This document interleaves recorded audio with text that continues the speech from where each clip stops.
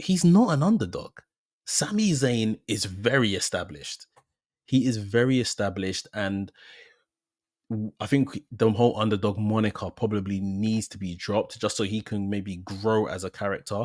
Because even this Intercontinental Championship, a lot of us saw that is this a step back for Sammy? Sammy needs to be heading, on his way up to the world title at this point. And maybe it's such things as calling yourself an underdog, which are like hampering him.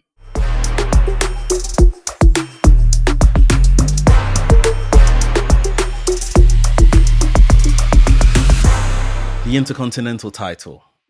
This is the title that they say kind of brings the new blood to the forefront. The workhorse title. This is like the intermediary, highly prestigious, especially as of recent again, title that kind of anoints who will be the next guy, sort of thing. And we had Bron Breakker going up against Sami Zayn, the beloved Sami Zayn, and Bron Breakker's been on an absolute tear, and we know what his trajectory is going to be like.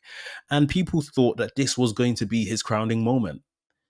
People thought that from what we've seen on TV, Bron Breakker was set to win the Intercontinental title at Money in the Bank. And it didn't happen. And mixed reviews on that, mixed feelings on that. People are saying that, well, if not now, when will this happen?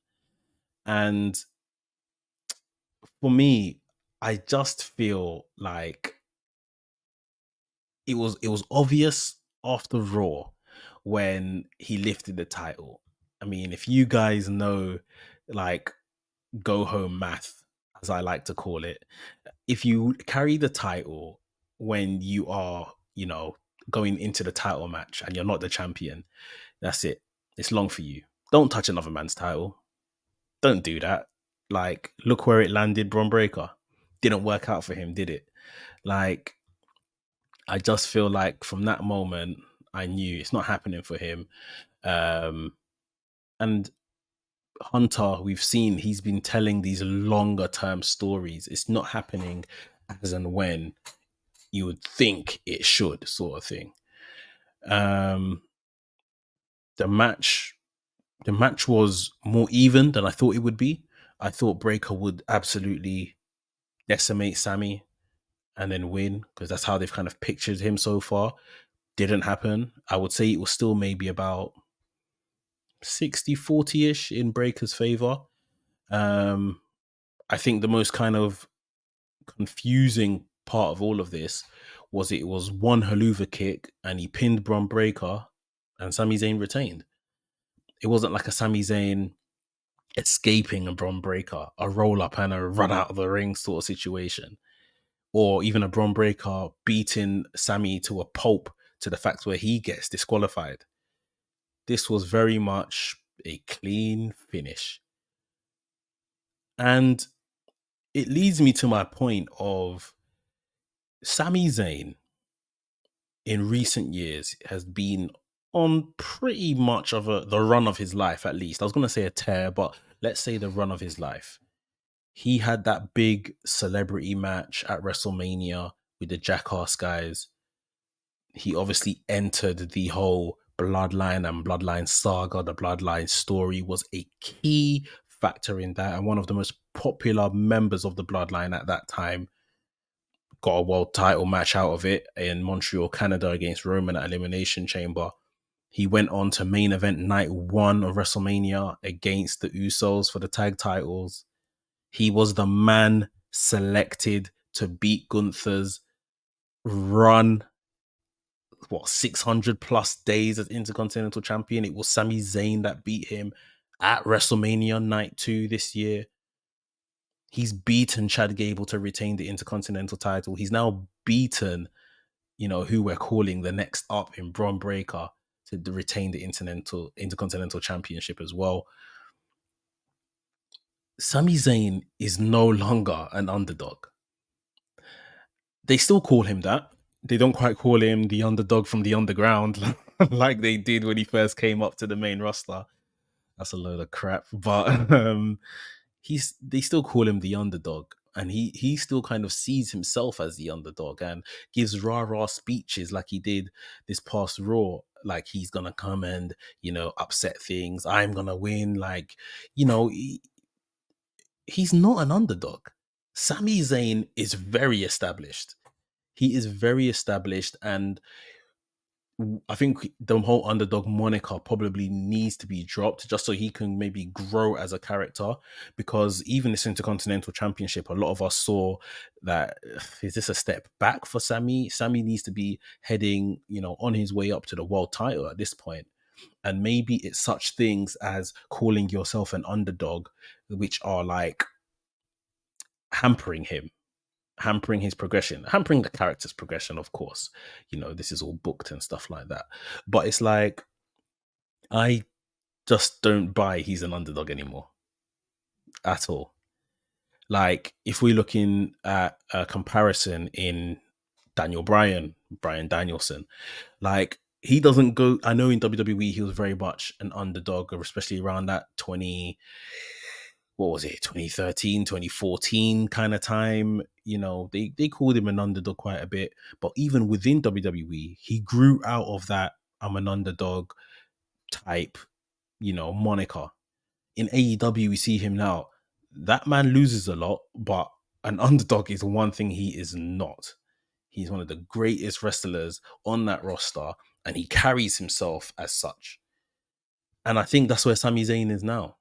And we need to drop this whole underdog stuff because, yeah, that's not what Sami Zayn is at all. Now, does Sami Zayn need a long Intercontinental title run? I don't think so. Are they giving him a notable Intercontinental title run? Probably, because he's following Gunther. This is the man that beat Gunther. Gunther was champion for 600 plus days. So it's like, yeah, let's make sure the guy that beat him still looks good, sort of thing. And maybe on that kind of thinking, it wouldn't be good for Sami to be just eking out victories and, roll ups and stuff like that. He needs to look convincing because he beat Gunther, and Gunther put in work to put that title back where it is. So I don't think he needs a long Intercontinental title run, but at the same time, I think that that's maybe what the thinking is as to why we're not just going to take it off him quickly, if that makes sense. For Sami, in terms of what's next for Bron Breakker, I think Bron Breakker comes around.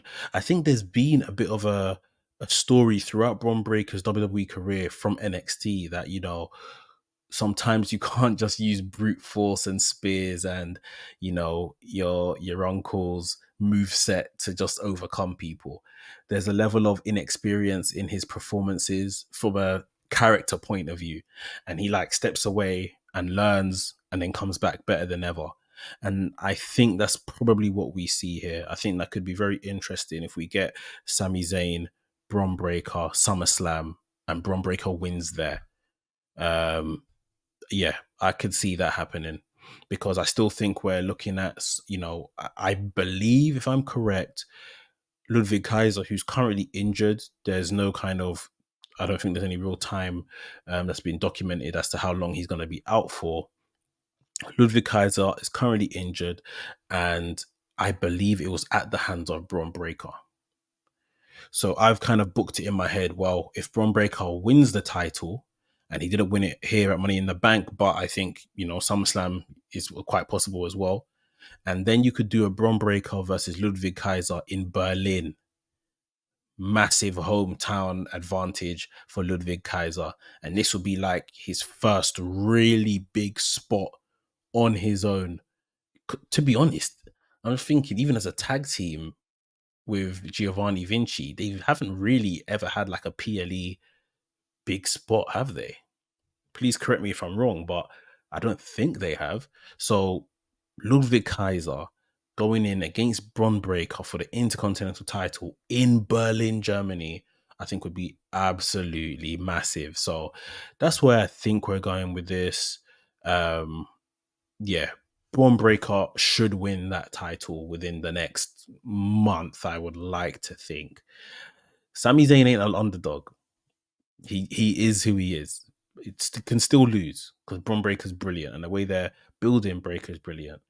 But Sami Zayn, yeah, this underdog stuff needs to end. He's an established member of the roster. He's been there for years now. You know, he's a big man with a beard and kids and IC title and all of these things. We need to push him up onto the world title scene, that main event scene. But an underdog is one thing he isn't.